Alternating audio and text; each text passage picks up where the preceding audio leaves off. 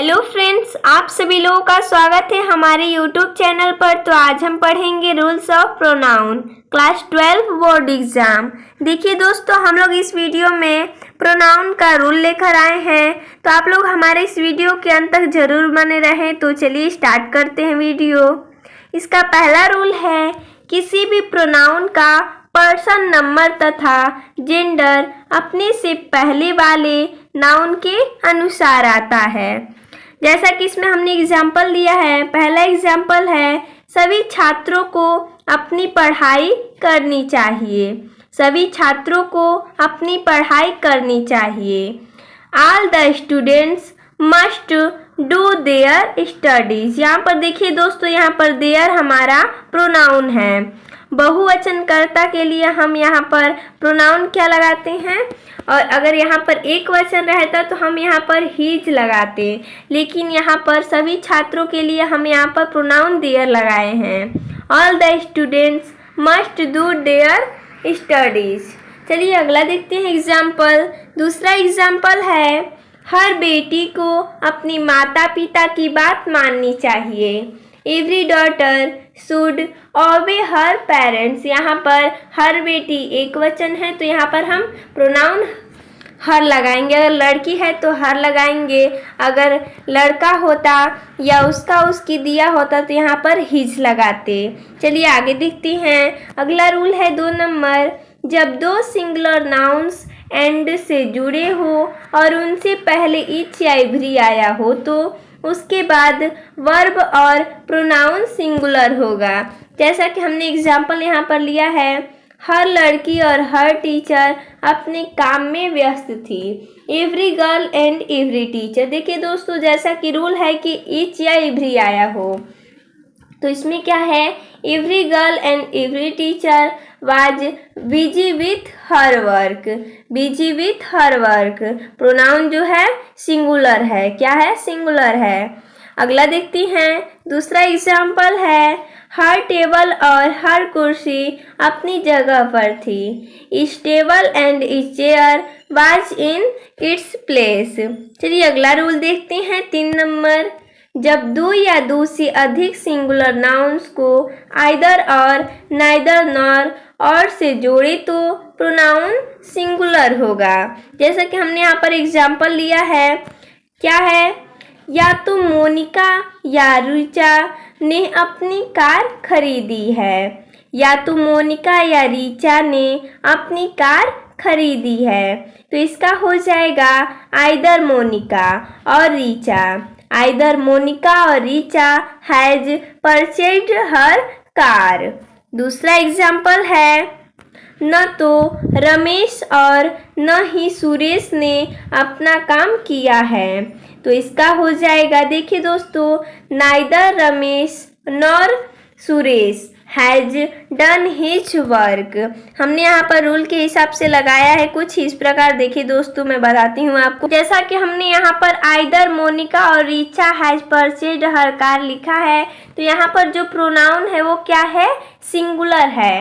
तो जैसा रूल बोला है, जैसा रूल में है वैसा ही हमने इसको लगाया है। और दूसरा है, neither Ramesh nor Suresh has done his work. यहाँ पर भी सिंगुलर प्रोनाउन है। चलिए अगला देखते हैं। आगे है, सुमन या कोमल अपने भाई की शादी के लिए खरीदारी कर रही थी। सुमन और Komal was shopping for her brothers marriage. देखिए दोस्तों, यहाँ पर भी हर लगा है, तो ये क्या है, सिंगुलर प्रोनाउन है। चलिए अगला रूल देखते हैं, रूल नंबर 4। देखिए रूल में 4 में दिया है कि यदि एक सिंगुलर सब्जेक्ट और एक प्लूरल सब्जेक्ट आइदर और नाइदर नॉर और से जुड़े हो तो प्लूरल सब्जेक्ट को बाद में लगाते हैं और प्रोनाउन अपने पास वाले नाउन के अनुसार आता है। तो हमने इसमें भी एग्जाम्पल्स लिए हैं, या तो सीता या उसके दोस्त अपना मोबाइल भूल जाते हैं। या तो सीता या उसके दोस्त अपना मोबाइल भूल जाते हैं, तो इसका हो जाएगा आइदर सीता और her friends forget their mobiles. यहाँ पर जो हमने लगाया है ये हमारा प्रोनाउन है, जो कि हमने पास वाले नाउन के अनुसार लगाया है। तो चलिए अगला एग्जाम्पल देखते हैं। अगला है रूल नंबर 5। पांचवा है, दो या तीनों पर्सन्स का प्रयोग एक ही वाक्य में होने पर सबसे पहले सेकेंड पर्सन, फिर थर्ड पर्सन और अंत में फर्स्ट पर्सन को लगाती हैं। जैसा इसका नियम है कि 2 3 1 यानी कि 231, यानी कि 2 यानी हम लगाएंगे इसको कैसे, 2 यानी सेकेंड, 3 यानी थर्ड, 1 यानी फर्स्ट, यानी कि सबसे पहले सेकेंड पर्सन, उसके बाद थर्ड पर्सन, उसके बाद फर्स्ट पर्सन। तो चलिए इसका एग्जाम्पल्स देखते हैं। एग्जाम्पल कुछ इस प्रकार है कि आप, वह और मैं सबसे अच्छे दोस्त हैं। तो सबसे पहले क्या लगाएंगे, सबसे पहले हम लगाते हैं इस सेकेंड पर्सन, यानी कि सेकेंड पर्सन में हमारा आता है यू, उसके बाद थर्ड पर्सन में ही, फर्स्ट पर्सन में आई। तो इसका हो जाएगा you, he and I R best friends. आप, वह और मैं सबसे अच्छे दोस्त हैं। चलिए अगला एग्जाम्पल देखते हैं। अगला है, यह काम आप और मैं कर सकती हैं। You and I can do this work. चलिए अगला एग्जाम्पल देखते हैं, 6 नंबर एग्जाम्पल।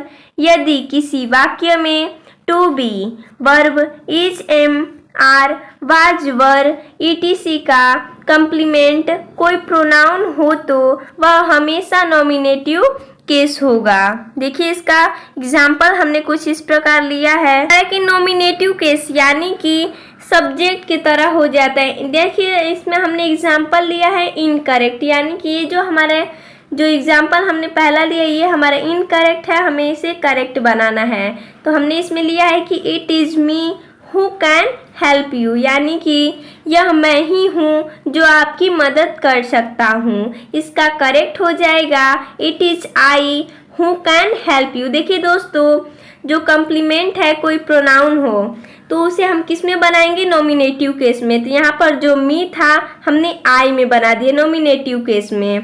तो it is me who can help you का हो जाएगा it is I who can help you, मैं ही आपकी मदद कर सकता हूँ। चलिए अगला देखते हैं। अगला रूल नंबर 7 है, कह रहा है कि ईच अदर, दो लोगों के लिए, और वन एनोदर, दो से अधिक लोगों के लिए प्रयोग किया जाता है। यानी कि ईच अदर हम 2 लोगों के लिए लगाएंगे और वन एनोदर 2 से अधिक लोगों के लिए लगाएंगे। जैसा कि हमने एग्जाम्पल लिया है, रणवीर और दीपिका एक दूसरे से प्यार करते हैं। ये देखिए दोस्तों, इसमें हम ईच अदर का प्रयोग करेंगे क्योंकि ये 2 लोग हैं, रणवीर और दीपिका। तो इसका हो जाएगा Ranveer and Deepika love each other. दूसरा एग्जाम्पल देखते हैं। दूसरा एग्जाम्पल है, ये बच्चे आपस में प्यार करते हैं, यानी कि 2 से अधिक लोगों के बीच में है तो इसमें हम वन एनोदर का प्रयोग करेंगे। These children love one another. चलिए अगला एग्जाम्पल देखते हैं। अगला दिया है रूल 8 नंबर, यदि रिलेटिव प्रोनाउन वर्ब का सब्जेक्ट हो तो वर्ब रिलेटिव प्रोनाउन के इसमें दिया है इसका एंसीडेंट, यानी कि पूर्ववर्ती के नंबर और पर्सन के अनुसार प्रयोग होती है। इसका एग्जाम्पल हमने कुछ इस प्रकार लिया है। में देखिए हमने एग्जाम्पल लिया है जो कि इनकरेक्ट है, यहाँ पर हमने करेक्ट बनाया है। देखिए दोस्तों इस प्रकार है, दिया है इनकरेक्ट में it is I who is your friend. देखिए दोस्तों यहाँ पर आई लिखा है और यहाँ पर इज लिखा है। तो देखिए दोस्तों आप लोगों को पता होगा कि आई के संग हम एम का प्रयोग करता हूँ। यह मैं हूँ जो तुम्हारा दोस्त हूँ, it is I who is your friend. तो इसका करेक्ट हो जाएगा it is I who am your friend, यह मैं हूँ जो तुम्हारा दोस्त हूँ। चलिए अगला रूल देखते हैं 9। अगला रूल दिया है, रिलेटिव प्रोनाउन हूँ का प्रयोग जनरली व्यक्तियों के लिए किया जाता है। एग्जाम्पल है, कोने में बैठी लड़की मेरी सबसे अच्छी दोस्त है। The girl who is sitting in the corner, corner यानी कोने में, is my best friend. The girl who is sitting in the corner is my best friend, कोने में बैठी लड़की मेरी सबसे अच्छी दोस्त है। चलिए अगला रूल देखते हैं 10 नंबर, हूँ, जिसे, जिसको, जिनको, जिन्हें, यहाँ पर हम whom का प्रयोग करते हैं। का प्रयोग व्यक्तियों के लिए तथा whose का प्रयोग व्यक्तियों के साथ साथ निर्जीव वस्तुओं के भी किया जाता है, यानी कि whom का प्रयोग हम केवल व्यक्तियों के लिए करते हैं और whose का प्रयोग व्यक्तियों के साथ साथ निर्जीव वस्तुओं के लिए भी करते हैं। इसमें हमने एग्जाम्पल लिया है, यह वह लड़का है जिससे मैं प्यार करता हूँ, तो इसका हो जाएगा this is the boy whom I love। अगला है, मैं उस लड़की को जानता हूँ जिसके भाई की हत्या की गई थी। I know the girl whose brother was murdered। इसमें देखिए दोस्तों, इसमें whose यानी कि whose भी लग सकता है, whom भी लग सकता है, यानी कि व्यक्ति के लिए हम whom लगाएंगे और whose भी लगाएंगे, लेकिन अगर कोई निर्जीव वस्तु रहेगा तो सिर्फ हम क्या लगाएंगे, whose लगाएंगे, whom नहीं लगाएंगे, क्योंकि whom का प्रयोग हम केवल व्यक्तियों के लिए करते हैं। अगला देखते हैं, आगे दिया है कंप्यूटर जिसका CPU काम नहीं कर रहा है बेकार है। The computer whose CPU is not working is useless। अगला देखते हैं, अगला हमने कुछ नोट में लिखा है कि who सदैव नॉमिनेटिव, whom सदैव ऑब्जेक्टिव, देखिए दोस्तों, तथा whose सदैव पोसेसिव केस में आता है। 11 नंबर दिया है रूल, which का प्रयोग वस्तुओं तथा जानवरों के लिए करते हैं। पहला है एग्जाम्पल, मैंने वह बैग खो दिया है जो मैंने कल खरीदा था। ये देखिए, ये जो बैग है ये हमारा कोई वस्तु है, तो इसके लिए हम which का प्रयोग करेंगे। I have lost the bag which I purchased yesterday। आगे दिया है, अगला हमने एग्जाम्पल लिया है, मैंने जो घोड़ा खरीदा था वह दौड़ जीत गया है। ये हमारा जानवरों के लिए और वस्तुओं के लिए which का प्रयोग होता है। The horse which I bought has won the race।